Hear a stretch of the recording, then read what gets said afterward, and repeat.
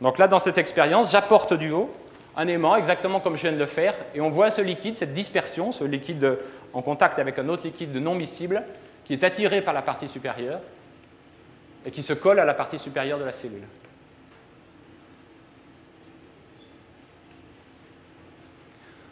Dans une telle expérience, le liquide devient lui-même un aimant, mais lorsque j'enlève l'aimant, eh bien, le liquide retombe et redevient, à cette fois-ci, non aimanté. D'accord ? Néanmoins, les particules restent avec leurs propriétés de base. Alors, est-ce qu'on peut comprendre cette expérience? Je vais vous donner des indications qui sont très très simples. Ce qui se passe, c'est la chose suivante. À cause, dans le liquide de mouvement brownien, tous les moments magnétiques associés à ces nano-aimants sont désordonnés. Si j'approche mon aimant, eh bien, il s'ordonne pour faire une espèce de forêt de petites flèches toutes orientées dans la direction. Et donc, cette forêt de petites flèches, si je la somme de tous ces petits moments, ça me donne un macro-moment. Et donc, une interaction entre un aimant et un macro-moment, c'est pour ça que ça s'attire. Donc, à quoi est-ce que ça sert, ces nanoparticules magnétiques? Vous pouvez vous poser la question. Il y a de nombreuses applications, microélectroniques, mécaniques. Une des applications fondamentales, c'est la biomédecine. Donc la biomédecine, en particulier, les nanoparticules d'oxyde de fer peuvent servir comme agent de contraste dans l'imagerie par résonance magnétique. Donc vous avez ici un scanner à IRM, et ça, ce sont des expériences qui ont été faites par Régis Cartier de l'Université de Berlin sur un rat qui a été introduit vivant dans une cellule, dans un scanner d'IRM. Et vous pouvez observer ici un contraste. C'est-à-dire que chaque tissu, chaque organe, a un contraste naturel dans cette expérience. On peut observer l'estomac, l'intestin, les reins. Et en fait, ce qui est important, c'est de voir que lorsqu'on introduit dans le rat, lorsqu'on injecte des nanoparticules d'oxyde de fer, celles que j'ai décrites précédemment, eh bien ça, c'est une coupe en IRM du foie. Ça, c'est avant injection, après injection. Ce que vous voyez un noircissement de l'image. Ça ne veut pas dire que le foie noircit. Ça veut dire simplement que le foie a capté les particules.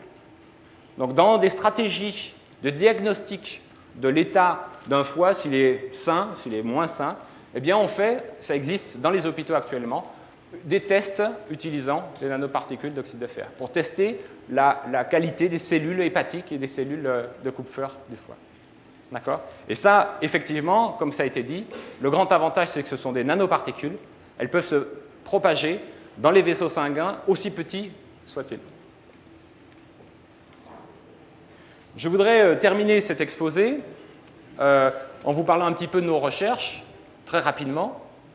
Donc, vous avez vu tout à l'heure une stratégie qui consistait à partir des atomes et à fabriquer des nano-objets, des nanoparticules. Il y a une nouvelle stratégie qui est apparue, et Jacques Livage en a parlé ce matin, il y a une dizaine d'années. Ce n'est pas du tout de partir des atomes, mais de partir déjà des nanoparticules. Et on va considérer les nanoparticules comme des atomes pour fabriquer des agrégats de nanoparticules qu'on va appeler une sorte de molécules. Donc on va partir typiquement d'une échelle 10 nanomètres, voilà, et on va essayer de se promener dans cette échelle des longueurs pour fabriquer ou bien des objets de 100 nanos, de 1 micron, 10 microns, etc. Donc ça, nous y sommes arrivés.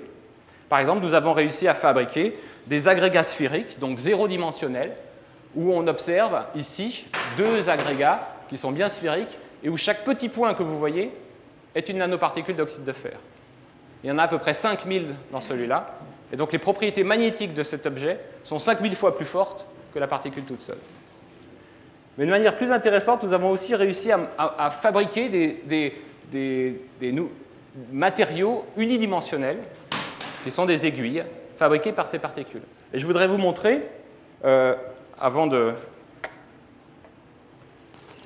Donc là, j'ai deux échantillons, l'échantillon des particules toutes seules, d'accord ?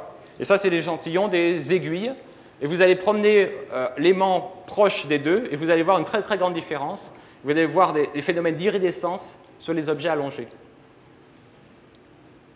Donc il y a une structuration de la matière à l'échelle nanométrique qui est très différente et qui donne à l'observation des propriétés différentes.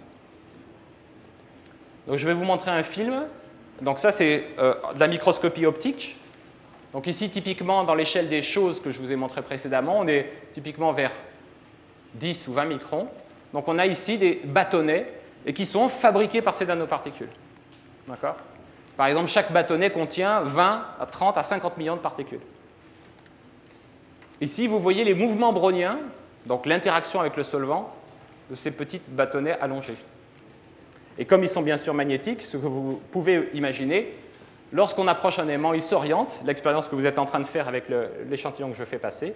Et lorsqu'on promène l'aimant autour de l'échantillon, on voit que de manière collective, toutes les aiguilles, tous les bâtonnets se meuvent identiquement pour suivre les lignes de champ exactement comme une aiguille, l'aiguille de la boussole que je montrais au début. Donc ça, on travaille beaucoup là-dessus. Et donc ces espèces nanostructurées sont extrêmement rigides. Deuxième exemple.